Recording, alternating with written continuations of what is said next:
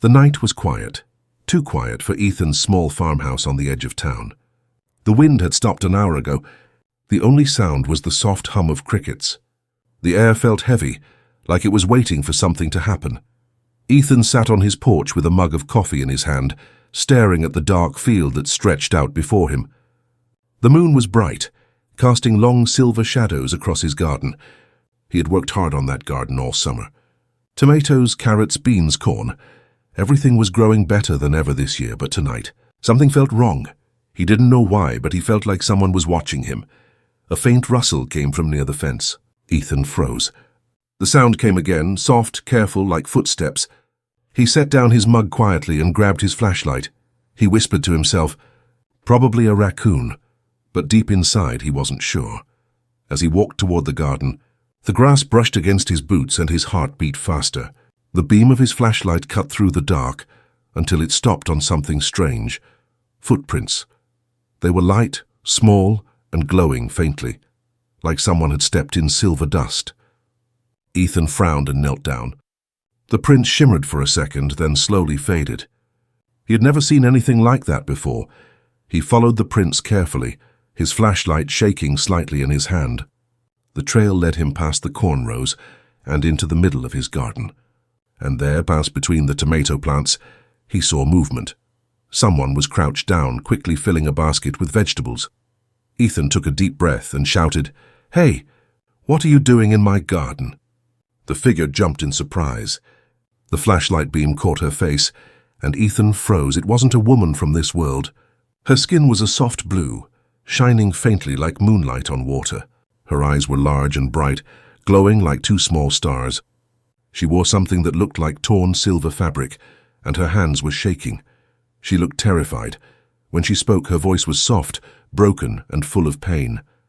"Please, don't hurt me." Ethan stood still, unable to move or speak. His mind was trying to understand what he was seeing.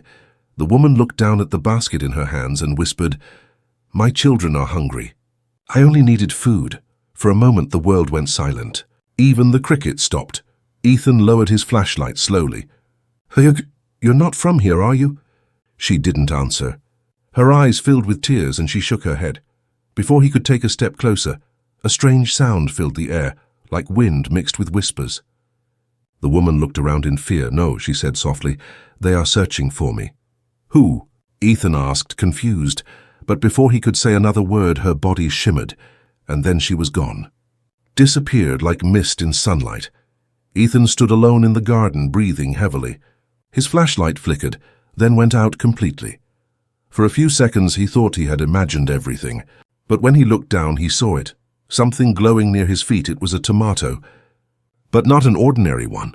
It was bright, warm, and pulsing with a gentle golden light. It hummed softly, almost like it was alive. Ethan reached down and picked it up carefully. It felt warm, almost like holding a small animal. The light reflected in his eyes as he whispered to himself, "What in the world is this?" He stood there for a long time, the glowing fruit in his hand, his heart racing. Somewhere in the distance thunder rolled, but the sky was clear. A faint light flashed beyond the forest, like something descending or taking off. Ethan looked toward it, still holding the strange fruit. He didn't know it yet, but his life was about to change forever. Ethan barely slept that night. Every time he closed his eyes, he saw her face, blue skin shining under the moonlight, her eyes filled with fear. He turned in bed again and again, wondering if it had all been a dream. But then he remembered the thing sitting on his nightstand, the glowing tomato. It was still there, still warm, still humming softly like it had a heartbeat. The morning sun came through the window, but it didn't make him feel any better. His farm, his home, his peaceful life, everything suddenly felt strange. He sat up, rubbed his eyes, and looked out the window. His garden looked normal from here. No footprints, no broken fences. Just calm morning light and the sound of birds. But he knew something had changed. Ethan picked up the glowing fruit and turned it in his hand. It didn't look rotten or damaged. In fact, it looked more alive than ever. The vines around its stem still pulsed softly like veins. "Maybe it's radioactive," he muttered, half joking, half afraid. He placed it carefully inside a glass jar just in case. After breakfast, he went outside to check the garden. Everything looked perfect. Not a single plant missing, except for a few tomatoes and carrots. No glowing footprints now. No silver dust, he sighed. Maybe I'm losing it. He bent down to touch the soil and froze. There, right next to the tomato row, was a tiny silver feather, thin, soft, and shimmering like light itself. He picked it up carefully. It was warm. Not like bird feathers, it felt alive. Suddenly, a low hum filled the air. Ethan looked up, heart racing. The sound grew louder, not like a plane or a drone. It was deeper, vibrating through the ground. He ran to the edge of the field and looked toward the forest. A faint blue light flickered between the trees, moving slowly, like something floating just above the ground. Ethan took his flashlight and started walking toward it. The morning was silent except for that hum, and every step he took made his chest feel tighter. As he reached the tree line, he saw it, a strange shape half hidden in the woods. It wasn't big, but it glowed faintly, like metal and light mixed together. He took another step and the light faded. Something moved behind the bushes. Ethan raised his flashlight. "Hello?" he called out. "Is someone there?" There was no answer. Only the sound of leaves moving softly. Then a whisper. "Don't follow me." Ethan's blood ran cold. It was her voice. The same soft, broken voice from last night. He turned slowly. And there she was, standing behind a tree, her silver blue eyes watching him carefully. This time she didn't look scared. She looked tired, weak. Her silver clothes were torn and there were faint burns on her arm. Ethan stepped closer. "You need help," she shook her head. "If they find me, you will die too."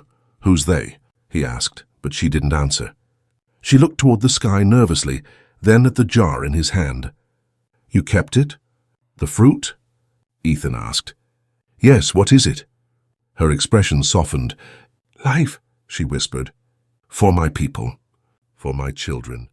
That fruit grows only where love still lives." Ethan stared at her, not understanding. "Love?" she nodded. "Your world still has it. Mine does not." Before he could say anything else, the ground shook lightly. A flash of white light appeared above the forest, like lightning without thunder. The alien woman's eyes widened. "They've found me." Ethan looked up, shielding his eyes. "Who?"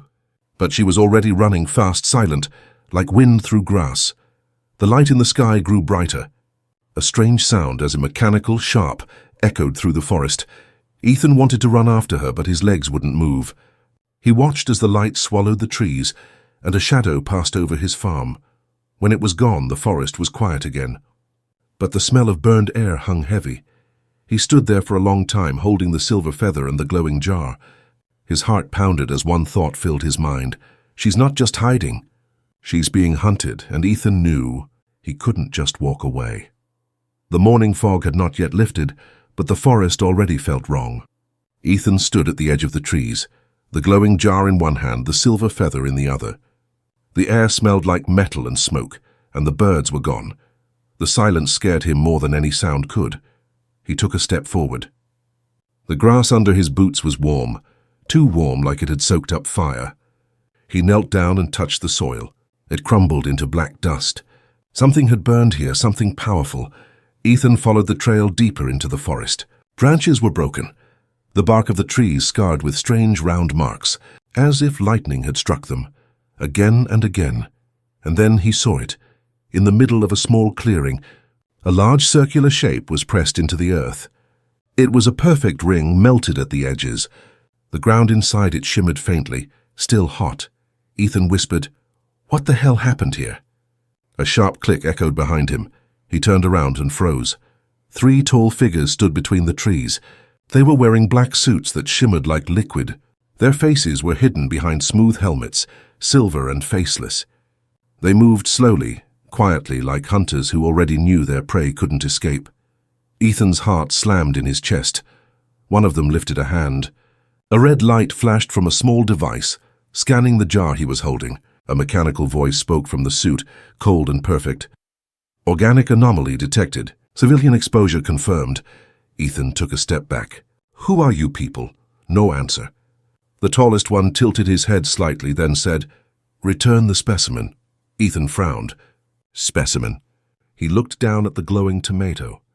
"You mean this?" "Return it," the voice repeated. "You are contaminated." Ethan's fingers tightened around the jar. "It's not yours," a pause. Then the mechanical voice changed tone, lower, colder. "You have made contact. The fugitive female was here." Ethan's blood turned to ice. "How do you know that?" The figure took a slow step toward him. "Her energy signature remains. Tell us where she went and your memory will be erased cleanly. Resist and you will be terminated." Ethan couldn't move. His breath came in sharp, shallow bursts. He looked down at the glowing fruit, the only proof that last night was real. The alien woman's voice echoed in his head. "If they find me, you will die too." He took another step back. The nearest hunter raised his arm again, and a blue beam of light shot out, missing Ethan by an inch and burning a hole through a tree trunk. That broke the fear. Ethan turned and ran. Branches slapped his face. Roots tore at his boots, but he didn't stop. The forest echoed with sharp, robotic voices. "Target fleeing, pursue." A burst of red light cut through the trees behind him. Another beam missed and hit a boulder, exploding it into dust. Ethan stumbled, fell, rolled down a small hill, and landed hard near a stream.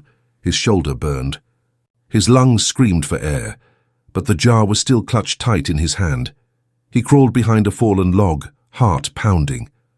The humming from the fruit grew louder, like it was reacting to the danger. Its light turned from gold to bright white. Then, a hand touched his shoulder. Ethan spun around and saw her. The alien woman. She was breathing hard, her silver skin faintly cracked from burns. Her eyes glowed brighter than before. "You shouldn't have followed," she whispered. "They're coming," Ethan said. "Who are they?" She looked toward the sound of the hunters. "Not people, machines. They serve the one who destroyed my world." The ground trembled again. A blue light flashed through the fog. "They're tracking you through the fruit," Ethan realized. "Yes," she said softly. "But now it's too late." She reached out her hand. "Give it to me." Ethan hesitated. "What are you going to do?" Her voice trembled. "Save you." Before he could react, she took the jar and crushed it in her hand. The light exploded outward, covering them both in white fire. And then, silence.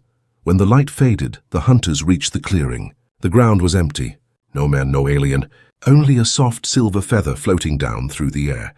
The world was spinning. Light, sound, and pain blurred together until everything went dark. Ethan woke up lying on cold stone. His head throbbed, and his vision flickered in and out. For a long moment he didn't know where he was, only that it wasn't his farm anymore. He sat up slowly. The air was damp, glowing faintly with blue light that came from cracks in the walls. Strange vines grew there, alive, breathing, their tips pulsing with energy. The sound of water echoed somewhere close. "Where am I?" he whispered. "You're safe," said a soft voice. Ethan turned and saw her, the alien woman. She was kneeling beside a pool of glowing water, her silver blue hair falling over her face. The burns on her arm were gone now, healed by the same light that filled the cave. She looked up, her star-like eyes calm but sad. "You shouldn't have followed me," she said. Ethan stood, his knees still weak. "You nearly got me killed out there," she lowered her gaze. "And yet you're alive." "Because of me," he looked around. The cave wasn't small. It opened into a vast underground chamber, filled with strange structures made of crystal and roots. The air hummed with a quiet, peaceful energy, like a heartbeat beneath the earth. "What is this place?" Ethan asked. She stood and walked closer, her bare feet leaving faint silver marks on the stone. "A sanctuary," she said softly. "The last one left." Ethan frowned. "Sanctuary? From what?" "From them," she said, her voice darkened. "The hunters. The machines that serve the Devourer." "The Devourer," she nodded. "He was once one of us, but he wanted more. Power, control, immortality. He turned our technology into weapons. He made the machines and they destroyed everything. Our homes, our sky, our children." Her voice broke slightly on the last word. Ethan was silent. For the first time he saw how tired she looked, not just in body but in spirit. She took a deep breath. "I came here searching for life and for something pure, the fruit from your garden. It carries energy that our kind lost long ago." Ethan remembered her words from before. That fruit grows where love still lives. He asked quietly, "You mean love is energy?" She nodded. "It is the oldest kind, stronger than fire, stronger than fear. But your world is losing it too, slowly. Ethan didn't know what to say. He looked around again, the blue vines, the crystals, the glow. It felt like standing inside a living heart. Then he noticed something else, small shapes moving deeper inside the chamber. Children. 3 of them. Their skin was pale blue like hers, their eyes soft and glowing. They hid behind a crystal pillar, watching him curiously. "Your children," Ethan whispered. The woman smiled faintly. "Yes, they are all that's left of my family." One of the children stepped forward, holding a round, glowing stone. It floated gently in his hand, like a firefly trapped in glass. Ethan knelt down, trying to smile. "Hey there, kiddo." The child tilted his head. "You're human," he said in a soft, musical voice. "Mama said humans forget to look up at the stars." Ethan chuckled. "She's probably right." The woman smiled again, but her eyes turned sad as she looked toward the ceiling of the cave. "We don't have much time," she said. "The hunters will search until they find us." The fruit's energy was strong. It will lead them here soon. Ethan's stomach tightened. "Then what do we do?" She turned to him. "You go home." "What?" "After all that, you think I'm leaving you here?" Her eyes met his, calm but firm. "You don't understand. If they find you with us, they'll destroy your whole town. Humans won't survive their fire." Ethan clenched his fists. "Then I'll help you stop them." "You can't," she whispered. "You're only human." He stepped closer. "You said love is power, didn't you? Then maybe that's something they can't destroy."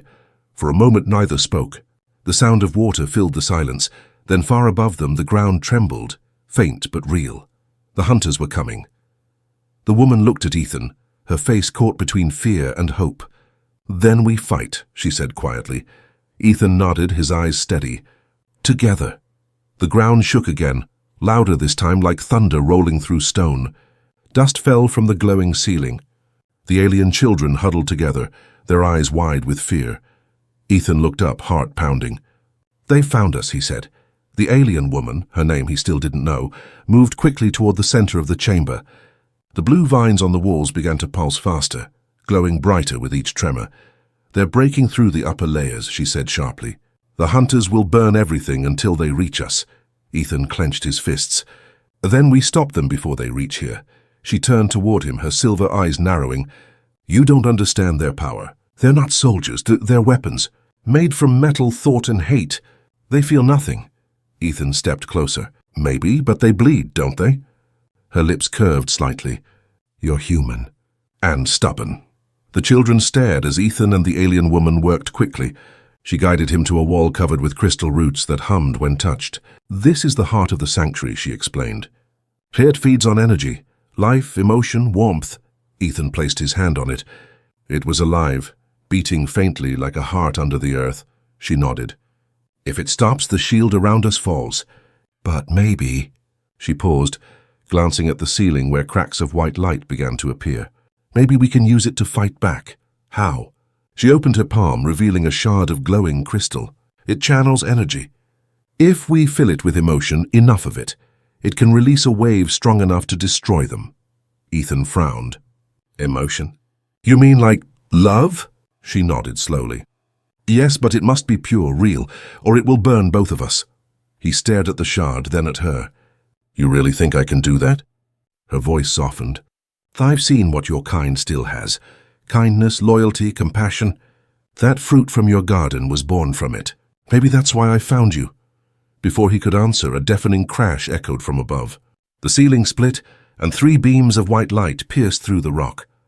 The hunters descended, dark, faceless, and glowing red. Ethan felt the air burn. The children screamed. "Hide them!" The woman shouted. Ethan helped the children into a narrow tunnel, then turned back. The hunters landed, their metallic feet melting the stone beneath them. The leader raised his arm. A weapon unfolded from it like a blade made of light. "Target acquired," the machine's voice droned. "Eliminate resistance." The alien woman stood tall, her hands glowing with silver fire. "You'll have to go through me first." "Confirmed," the machine said coldly. A blast of red light shot forward, but Ethan jumped in front of her, grabbing the crystal shard and slamming it into the ground. The explosion wasn't sound, as it was light, pure golden light that spread from the crystal, filling the chamber with warmth instead of heat. The hunters staggered back, their armor flickering. The woman joined in, placing her hands over his. The energy grew brighter, pulsing faster. Ethan's body shook, his vision blurred, but he didn't stop. He thought of his farm, his home, the quiet nights, the feeling of soil in his hands. The small, simple beauty of caring for something that grows, that was love. The shard responded, shining so bright it hurt to look at. The hunters screamed as their armor cracked and split apart, metal melting into dust. One by one they fell, their lights dying out. When it was over, silence filled the chamber again. Ethan collapsed to his knees, breathing hard. The glow faded slowly from the walls. The alien woman knelt beside him, her eyes soft and wet. "You did it," she whispered. He smiled weakly. "We did it," but her expression darkened. "The energy. It's unstable. The sanctuary can't hold it." The ground began to tremble again, this time not from the hunters but from within. The blue vines started to burn white. Ethan looked up. "What's happening?" She grabbed his arm. "It's overloading. The heart is dying." He reached for the children. "We have to get out." Before he could finish, the walls cracked open, flooding the chamber with blinding light. The last thing Ethan saw was her face, glowing, calm, and beautiful, before the world vanished again. Ethan woke to silence, not the peaceful kind, but the heavy kind that follows disaster. His body ached, his mouth was dry, and the air smelled of smoke and earth.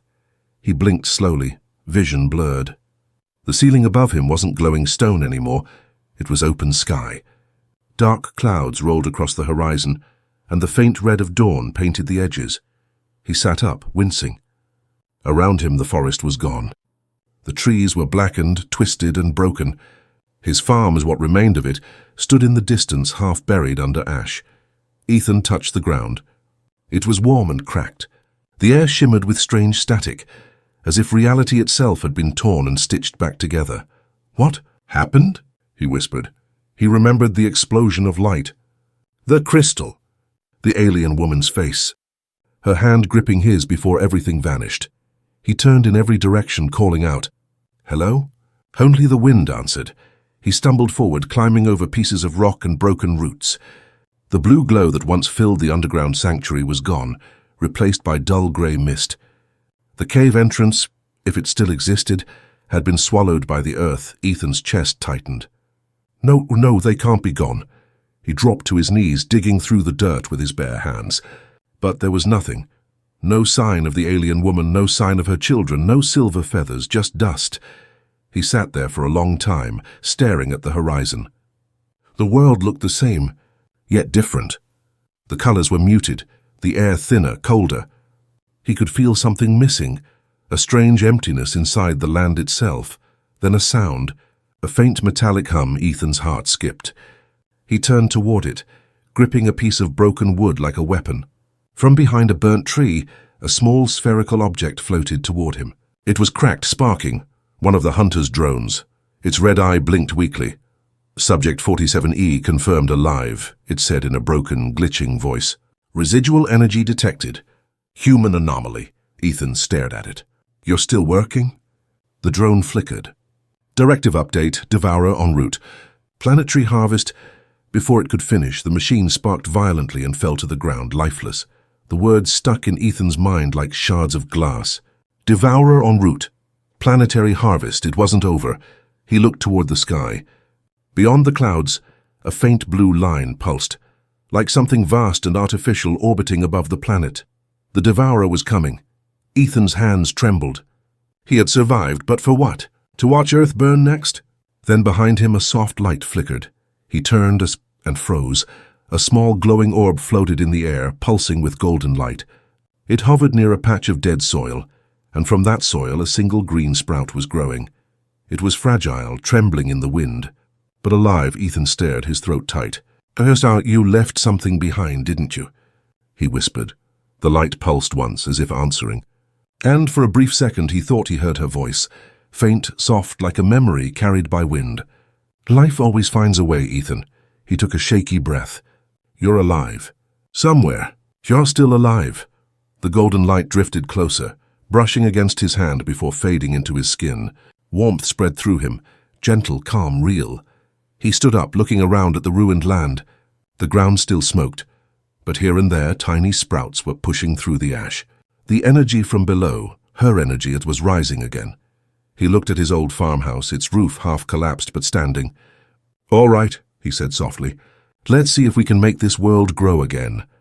As he walked back, the faint hum of the earth followed him. The sky above flickered with distant light, the Devourer's shadow drawing nearer. Ethan didn't know how he'd stop it. But he knew he wouldn't face it alone, because somewhere out there in the ruins of stars, a blue-skinned woman and her children were still fighting for life. And so would he. Days passed. The world remained quiet, too quiet for comfort. The air was colder now, the clouds heavy with a strange silver light that never faded. Ethan worked tirelessly, planting seeds in the ash, rebuilding his home piece by piece. Every night, he looked up at the glowing line in the sky, the faint pulse of something enormous moving beyond the clouds. He knew what it was. The Devourer. He remembered the drone's broken words, planetary harvest. They weren't just after her. They were coming for everyone. But something inside Ethan had changed. The light she left in him, the warmth, the energy, it still pulsed beneath his skin, especially when he touched the soil. Wherever his hands worked, the ground healed faster. Tiny shoots sprouted. The earth hummed again. It wasn't much, but it was life. One evening, while repairing the broken fence, Ethan heard a deep rumble from above. The sky split with light, a massive circular ship descending through the clouds. It covered the horizon, dark and endless, blocking the sun. The Devourer had arrived. Ethan froze, tools slipping from his hand. The air turned heavy and electric. Then, from the forest behind him, a familiar voice whispered, "You kept your promise." He turned sharply. She stood there, not alive. The alien woman's silver-blue skin shimmered faintly, though cracks of light still traced across her arms. Her children were beside her, holding small orbs of golden energy. Their eyes shone like distant stars. Ethan's voice trembled.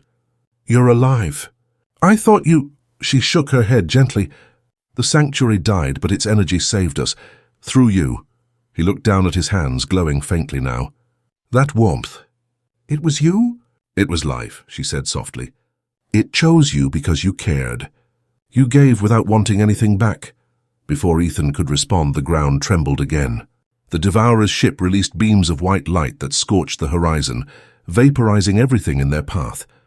The sound was like thunder mixed with screams. Ethan grabbed her hand.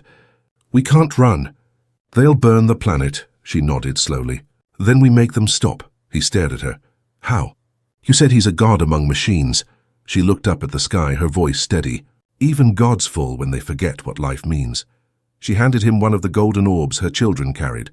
"This is the seed of the heart, the last one.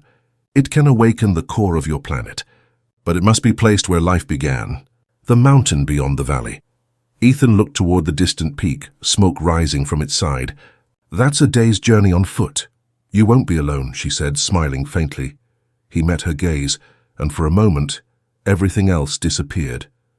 The world, the noise, the fear, as it was just them. Two souls who had no reason to trust each other, yet somehow did.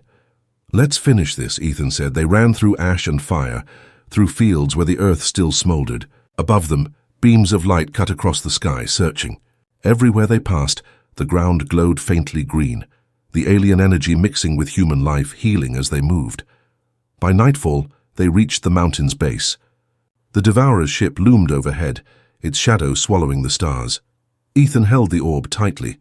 It pulsed with life, humming like a heartbeat. "What do I do?" "Place it in the earth," she said. "But you must give it something only a human can," he frowned. "What's that?" She looked into his eyes. "A reason to fight." Ethan knelt, digging into the soil. He thought of everything he'd lost, his home, his peace, his old life, and everything he'd gained.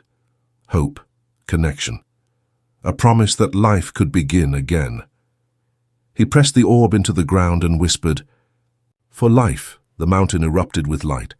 Golden veins spread across the earth, reaching toward the horizon. The Devourer's beams cracked and faded as the planet itself began to awaken. From the sky, a voice boomed, I'm metallic, furious. "Resistance is meaningless. Life must be consumed." The alien woman raised her hands, her voice calm. "Then consume this." The light from the earth surged upward, striking the ship. For a moment, the entire world glowed, a storm of gold and blue fire reaching the heavens. The devourer screamed as its massive body broke apart, dissolving into dust and light. And then silence. The clouds cleared. The sky returned to blue. The wind carried the scent of rain and soil again. Ethan looked around. The alien woman and her children stood beside him, their eyes bright but tired. He smiled faintly. "Guess the garden's safe again."